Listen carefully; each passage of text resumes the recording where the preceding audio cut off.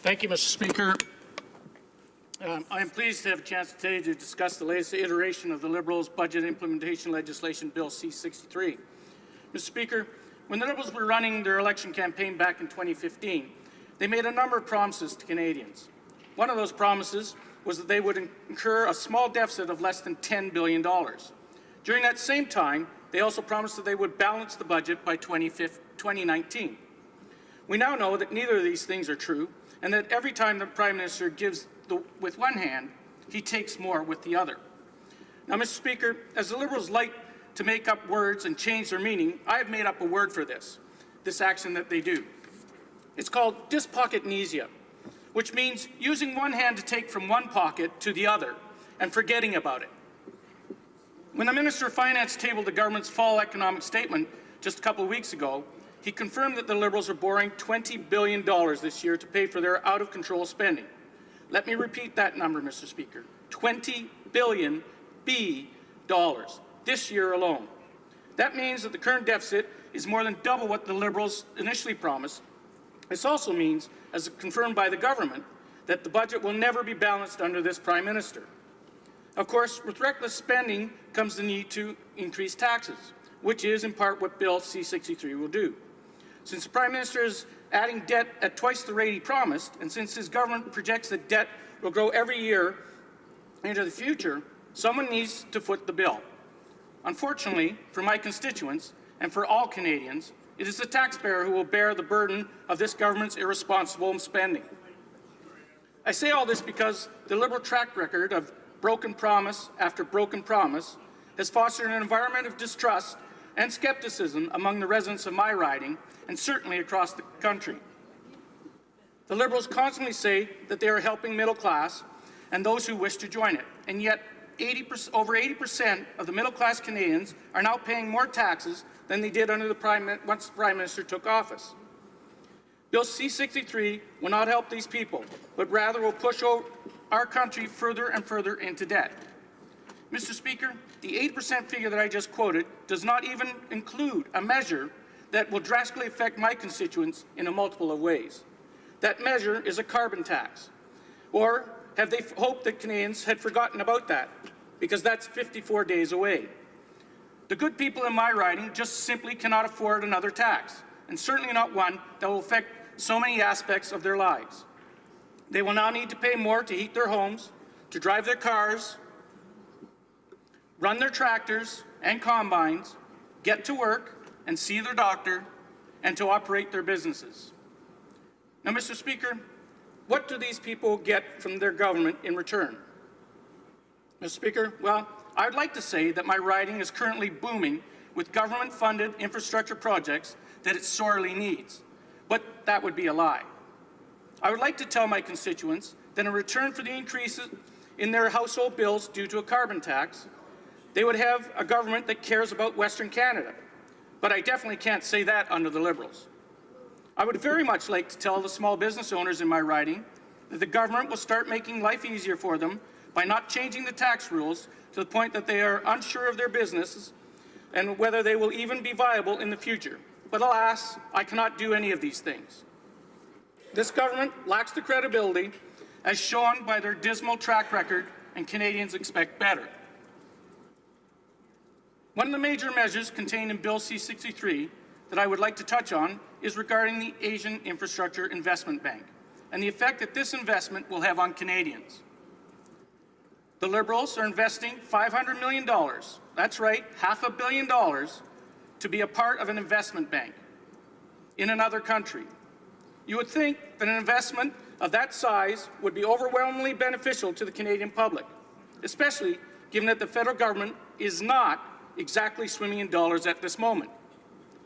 Unfortunately, there will be very little direct benefit to Canadians as a result of this investment. And those who do benefit are the wealthy 1%, who are the only ones who can afford to consider bidding on contracts through this infrastructure investment bank. We do not know if our investment will be used for anything. We do not know what it will be used on or whether it will be to fund a pipeline. No, not a pipeline in Canada, despite the fact that Energy East was cancelled, but rather a pipeline in Asia. Instead of making it competitive for Canadian companies to sell their oil, this makes it easier for foreign countries to compete against us. Mr. Speaker, how can the Liberals claim to be helping and representing the middle class when they invest in measures such as the Asian Infrastructure Investment Bank, rather than using even a portion of that money to help Canadians at home? We know that the Liberals love to spend, and we understand the need to create strong relationships and international partnerships through initiatives like investment banks. But it should not be at the cost of the Canadian taxpayer, who will see no direct benefit. This is yet another reason why my constituents tell me they have completely lost faith in this government's ability to spend money responsibly. It appears that the Liberals have a hard time understanding the needs of the middle-class Canadians they say they are working for. This is not surprising, given that the Prime Minister and the Finance Minister have never actually been middle class. The Finance Minister cemented this general lack of faith when it was recently discovered that he failed to disclose financial assets to the Ethics Commissioner. This is something that he should have done as soon as he became a minister, and yet it was overlooked. If an average Canadian failed to disclose their assets to the appropriate government body, they would be punished accordingly. But when it's the Prime Minister's right-hand man, the problem seems to simply disappear. How are Canadians supposed to trust the Finance Minister with control of our country's finances when we can't even properly take care of his own? Mr. Speaker, the Finance Minister also refuses to disclose whether or not he recused himself from important conversations surrounding legislation that would have an effect on his multi-million-dollar company, Morneau Shepell. As far as we know, he took part in discussions surrounding Bill C-27. Was he involved in the talks on pensions for Bombardier? And did he fail to recuse himself from discussions on the Bermuda Tax Treaty? Thankfully, he was unable to recuse himself when the Ethics Commissioner came calling. He paid the $200 fine for his actions, but this leaves the question of just how open and honest our Finance Minister really is. Mr. Speaker, Canadians expect this government to do better and be better. We expect the Cabinet Ministers will uphold the rules to the letter of the law and will also do the right thing. The government has shown that the conduct of their Cabinet Ministers is not befitting the expectations of the people they represent. Not only they are unable to follow the rules themselves, but they expect the support of Canadians who are being punished for doing just that, as stated in their messaging surrounding the tax changes to close perceived loopholes. Those tax changes are going to hurt Canadians, especially in my riding, where there are a plethora of small businesses, including farms. There are huge concerns over the cost of transfer a farm down from one generation to the next, something that people in my constituency have been doing for over a century in some cases. The cost of doing business is going to go up for all business owners, too, not just the farmers. Mr. Speaker, do you know what the cost is, who the cost isn't going to go up for?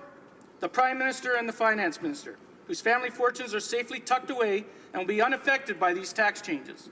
This just goes to show how out of touch the Liberals are when it comes to the needs of the real, hard-working, middle-class Canadians. Mr. Speaker, C-63 contains many provisions, given that it is an omnibus bill. But unfortunately, I am failing to see how this piece of Sunny Ways legislation will actually help the people in my riding. My hometown of Estevan is known as the Sunshine Capital of Canada.